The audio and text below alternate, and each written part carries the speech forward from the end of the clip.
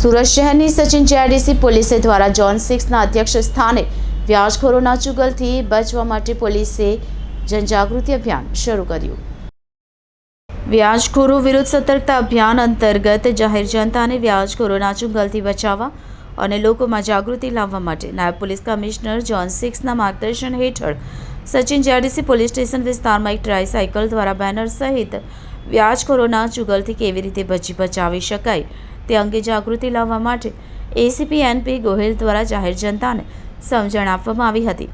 સુરત શહેરમાં ગરીબ અને લોકોની આર્થિક મજબૂરીનો ફાયદો ઉઠાવી ઊંચા દરે વ્યાજ વટાવવાનો ધંધો કરતા વ્યાજખોરો સામે સુરત પોલીસે કડક કાર્યવાહી શરૂ કરી છે, તો બીજી તરફ લોકોમાં જાગૃતિ આવે તે માટે સુરત પોલીસ દ્વારા એક ટ્રાયસાયકલ દ્વારા બેનર સહિત વ્યાજખોરોના ચુંગલથી કેવી રીતે બચાવી શકાય તે અંગે જાગૃતિ લાવવા અભિયાન શરૂ કર્યું છે, જેમાં નાના મોટા વેપારીઓને વ્યાજખોરો હેરાન કરતા હોય અથવા ગેરકાયદે ઊંચું વ્યાજ વસૂલતા હોય તો માહિતી આપવા પોલીસે અપીલ કરી હતી। આવા વ્યાજખોરો સામે કાયદેસરની કાર્યવાહી કરવા પોલીસે ખાતરી આપી હતી। જરૂરિયાતમંદ નાગરિકો એમની જરૂરિયાતને પહોંચી વળવા માટે કેટલીક વખત વ્યાજે નાણાં લેતા હોય છે। આ જરૂરિયાતમંદો કેટલીક વખતે નાણાં લેતા વખતે અમુક જે વ્યાજખોર હોય છે કે જે ગેરકાયદેસર વ્યાજની પ્રવૃત્તિ સાથે સંકળાયેલા હોય છે કે જેઓ રજિસ્ટ્રેશન વગરના અને અમુક ઊંચા દરે વ્યાજ વસૂલતા હોય છે અને બળજબરીથી અમુક મિલકત અથવા તો વ્યાજ અને મુદ્દલ કઢાવતા હોય છે, તો એમના વિરુદ્ધમાં કાયદેસર કાર્યવાહી કરવા માટે સરકારશ્રી તરફથી અવારનવાર પોલીસ વિભાગને જરૂરી સૂચનાઓ આપવામાં આવતી હોય છે। એ અનુસંધાને ગુજરાતના ડીજી સાહેબ તરફથી હાલમાં 21/6/2024થી 31/7/2024 સુધીના સમયગાળા દરમિયાન એક સ્પેશિયલ ડ્રાઈવનું આયોજન કરવાનું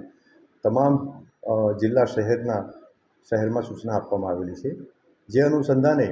આ સ્પેશિયલ ડ્રાઈવ દરમિયાન અસરકારક કામગીરી થાય તેના માટે સુરત શહેરના પોલીસ કમિશનર શ્રી અનુપમસિંહ ગેહલોત સાહેબે સિનિયર ઓફિસર અને સાથે સાથે થાણા અમલદારને પણ જરૂરી સૂચના અને બ્રીફિંગ કરેલ છે, જે અનુસંધાને આજરોજ ઝોન 6ના નાયબ પોલીસ કમિશનર શ્રી રાજેશ પરમાર સાહેબની સૂચના અન્વયે આઈ ડિવિઝનના સચિન જીઆઈડીસી પોલીસ સ્ટેશનમાં એક ટ્રાયસિકલ એક બેનર લગાવી અને એની શરૂઆત કરવામાં આવેલી છે। આ ટ્રાયસિકલ ઝોન 6 વિસ્તારમાં અલગ અલગ વિસ્તારમાં ફરશે અને લોકોમાં એક જાગૃતિ આવે, એટલે કે એ જાગૃતિ એ અનુસંધાને લોકો જે આ ગેરકાયદેસર વ્યાજખોરોના આતંકના ભોગ બનેલા હોય એ સામે આવી અને પોલીસ સ્ટેશનમાં જે તે અરજી અથવા તો ફરિયાદ આપે અને એની સાથે સાથે જો એમને વ્યાજે નાણાં લેવા હોય તો એવી સરકાર માન્ય સંસ્થાઓ પાસેથી જ જે વ્યાજે નાણાં લે એ બાબતમાં પણ જાગૃતિ લેવા માટે આ જે ટ્રાયસિકલ જે છે એમાં જે બેનર લગાવવામાં આવેલું છે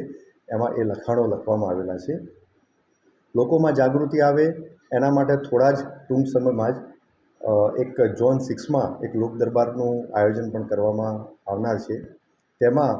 આ લોકોની અંદર જે જાગૃતિ આવે તો લોકો જે ભોગ બનેલા હોય અને સામાન્ય નાગરિકો હોય એ આ લોક દરબારને એટેન્ડ કરે અને એ લોક દરબારમાં જે સરકાર માન્ય નાણાકીય સંસ્થાઓ જે છે એના પ્રતિનિધિ પણ હાજર રહેશે એવી વ્યવસ્થા કરવામાં આવનાર છે અને એ પ્રતિનિધિઓ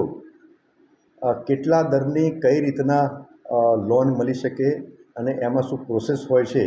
એની જાણકારી પણ આ લોક દરબારમાં હશે। તો આ બાબતે આ જે આપણા માધ્યમથી હું ફરીથી આહવાન કરું છું કે કોઈ પણ ગેરકાયદેસર વ્યાજની પ્રવૃત્તિમાં સંકળાયેલ વ્યાજખોરો વિરુદ્ધમાં કોઈ પણ અરજી કે ફરિયાદ હોય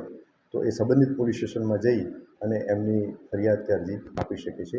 પોલીસ આ બાબતે ખૂબ જ કડક કાર્યવાહી અને તાત્કાલિક પગલાં લેશે, એ બાબતે લોકોને આહવાન કરું છું।